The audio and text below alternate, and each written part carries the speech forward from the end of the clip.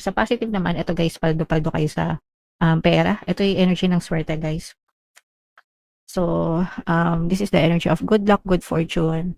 Swerte, ito yung mga energy ng mga financial gains, mga kapiksi, ibig sabihin ng financial gains, more money, more income, more kita, at saka ito yung energy ng success. So, swerte ka na sa pera, successful ka pa sa pera, okay? So, yun yung ibig sabihin nito guys. Ibig sabihin talagang paldo-paldo kayo pagdating sa swerte, paldo-paldo kayo sa pera at sa tagumpay. Magiging maganda yung daloy ng swerte nyo, magiging maganda yung daloy ng kaperahan nyo. Kung meron ka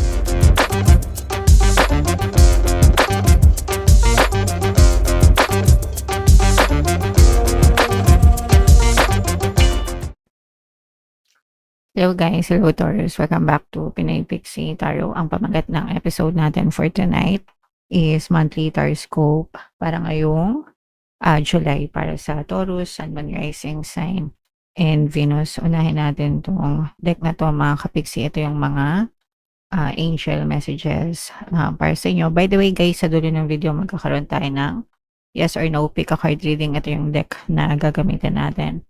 Pwede kayong magtanong ng isang tanong answerable by yes or no, tapos titingnan natin yung sagot ng tarot sa inyo. So, sa dulo ng video yan, guys.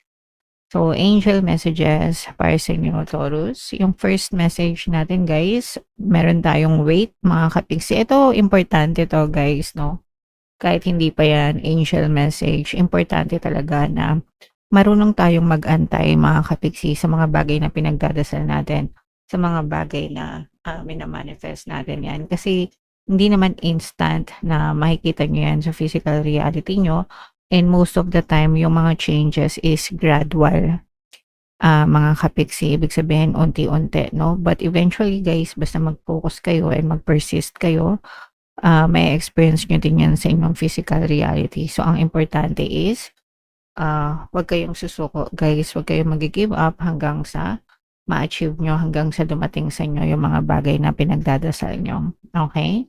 Alright. And yung next message for you, Taurus, helpful people. Ito mga helpful people na to guys, universe din yung nagdadala nito sa inyo. Lalo na kung nagdadasal kayo, nangihingi kayo ng tulong guys. Kasi kapag nagdasal kayo, the way the universe answers, minumove niya yung mga tao, bagay, sitwasyon sa paligid natin, including yung mga tao na makakatulong para dun sa mga hinihiling natin. So, itong mga helpful people na to guys, galing yan kay universe, okay? Alright. And another message for you, Taurus. Ito naman, perfect timing. Mga kapiksi, no? Kung meron kayong minsan kasi di ba nanonood tayo ng tarot reading kasi naghahanap tayo ng signs or nag-aantay tayo ng signs or something. So ito na yon guys, parang sinasabi sa inyo ni universe na ito na yung perfect timing para dun sa mga gusto nyong mangyari. So you just have to keep on going, mga kapiksi. Okay? Alright. So by the way guys, nandito kasi ako sa may bintana and yung sunset kasi sa akin. So pagka mga gantong oras, yan. So umaaraw, pasensya na, biglang lumabas si Haring Araw. Anyway, eto naman ay sa love. Tingnan naman natin yung mensahe sa inyo ng person mo. Kung ano lang yung makaresonate sa inyo, guys, take that message. Sinusubukan ko ng magbago. So, ibig sabihin, pwedeng may mga hindi magagandang nagawa yung person mo or may mga bad habits siya, mga kapiksi. And para sa kanya, sinusubukan na niyang magbago para maging better person. So whether it's doing it for he or she is doing it for you or para sa sarili niya, at least nagtatry siya. So may effort naman sa side niya, kapiksi. Ito naman, hindi pa ako handa para sa'yo. Siguro kasi sinusubukan niya munang magbago sa sarili niya para maging better siya. And kapag ka nagbago na siya, mga kapiksi, doon niya na masasabi na handa na siya para sa'yo. So, for now, pwedeng may distance kayo, guys. Pwedeng ano din, makaresonate dito yung mga situationship, no? Kasi parang hindi pa committed itong person mo, mga kapiksi. So, for some of you, pwedeng ganon na pwedeng gusto kanya or may feeling siya sa'yo pero hindi pa siya handa, no? Na sumubok or sumuong sa isang committed or seryosong relationship, guys. In another message, ito naman, pagod na ako, no? So, puwedeng, yung iba medyo, merong mga nega na nangyayari sa relationship para sabihin ng person mo na pagod na siya. So, probably pagod na siya sa mga issues niyo, sa mga ongoing problems niyo, mga ka-pixie, alright? So, yan. Comment down below. Malalaman niyo naman guys kung para sa inyo yung message o hindi. Okay? Alright. So, shuffle natin 'to. Hanapin natin yung energy ng Taurus. Habang sina-shuffle ko 'to guys, panoorin niyo muna yung video natin regarding sa ating paano mag-manifest ng abundance video card. Kapiksi, sawa ka na ba sa mga struggles at hirap sa buhay mo? Masipag ka ba at masikap sa buhay ngunit hindi ka pa rin umaasenso? Ilang beses ka na bang nag-attempt magnegosyo at mag-invest pero palagi ka pa rin nalulugi? Sa pagkakataon na ito ay maaaring may subconscious beliefs ka na nagiging balakid sa iyong pag-unlad at pagyaman. Introducing, paano mag-manifest ng abundance video course. Dito ay matututunan mong ma-overcome ang mga balakid mo para tuluyan ka ng umunlad, umasenso, sumagana, maging matagumpay, successful at maswerte sa iyong kabuhayan, pera, trabaho, negosyo, salapi at kaperahan ng bonggang-bongga.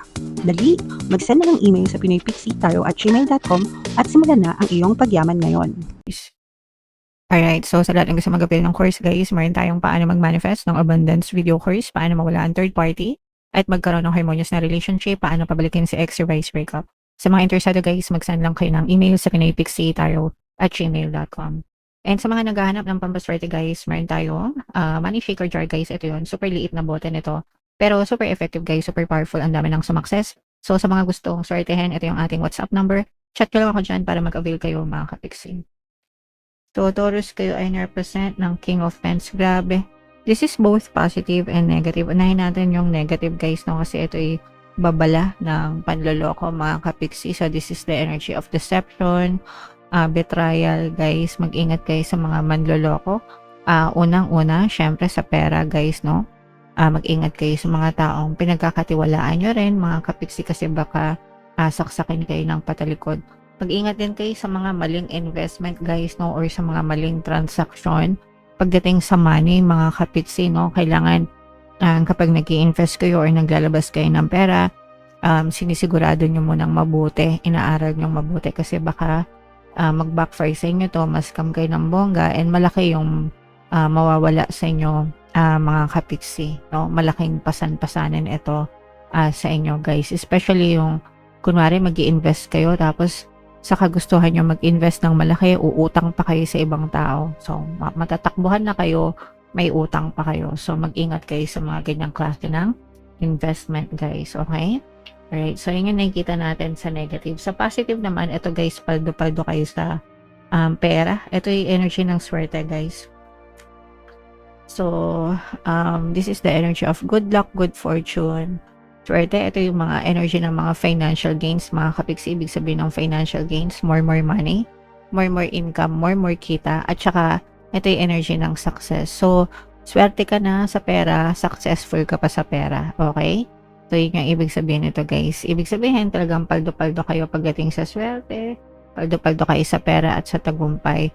Magiging maganda yung daloy ng swerte nyo, magiging maganda yung daloy ng kaperahan nyo. Kung meron kayong mga negosyo guys, or kung may mga negosyo kayo, parang ang bilis mag-increase ng sales nyo or mabilis nyong mamimit yung mga quota nyo, diba? Usually kapag may sales, kapag may negosyo, meron silang target sales or quota na sales sa isang buwan, sa isang linggo.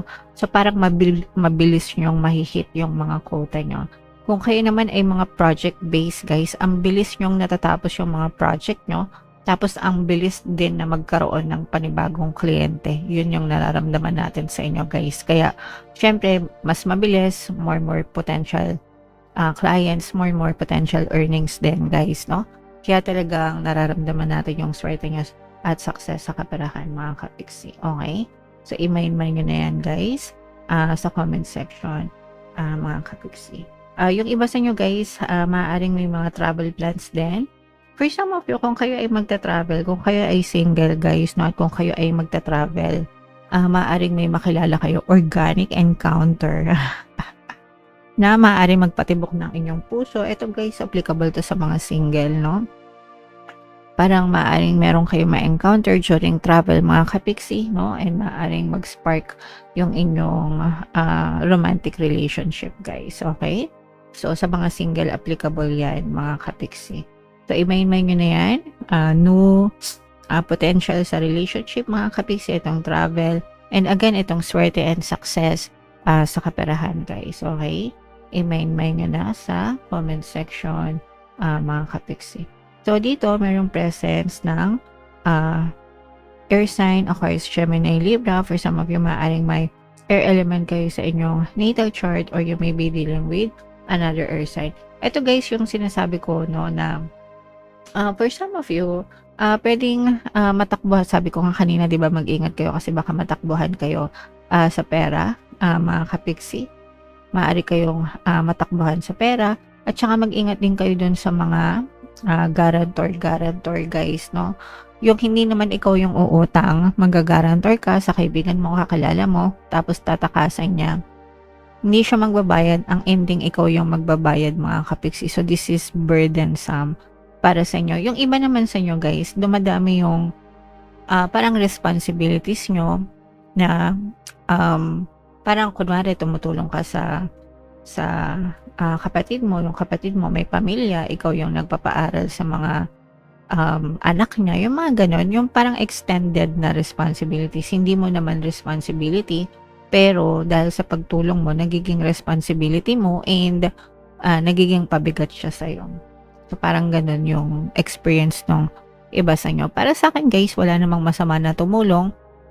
Lalo na kung kadugo mo, kapamilya mo. Pero kung hindi mo na kaya, sabihin mo din. Kasi baka inaasa na lang nila sa inyo. Ikaw naman yung nauubos, guys. No? So, kailangan, kapag ka ganun, meron din kayong agreement or ipaunawa mo din. I mean, di ba? Para hindi rin kayo maging iabuso. Para hindi rin kayo iabuso ng mga taong tinutulungan nyo, guys. Kahit nakapamilya nyo pa sila. Okay? Alright. So, yeah. Comment down below if naka-resonate kayo dyan, mga kapiksi. Ito na guys yung ating yes or no. Pick a card reading, guys.